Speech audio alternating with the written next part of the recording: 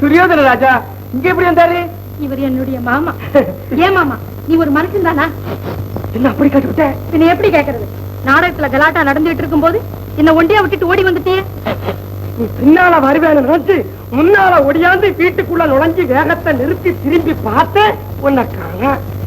நீ பொம்புளதானே, எவனாவது இறக்கப்பட்ட புண்ணியமா கொண்டாந்து சேர்த்து விடுவான்னு நினைச்சு வேஷத்தை கலைச்சு அதுக்குள்ள நீயும் வந்து விட்ட. ஐயா யாரு? இப்ப சொன்னியே அந்த புண்ணியமா இவருதான்.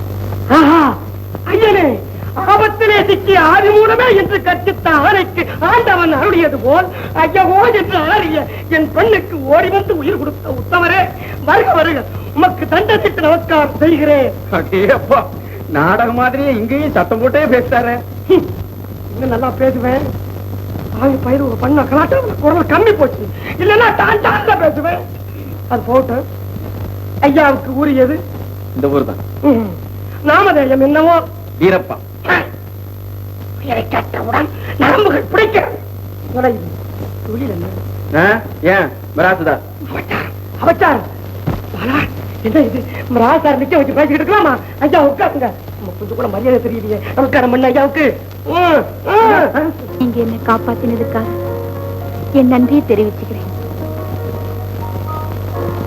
என்னங்க ஐயா, என்ன பார்த்துக்கிட்டேன்.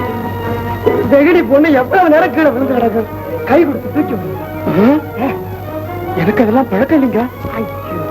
என்னங்க இப்படி பயந்து துடிக்கிறீங்க?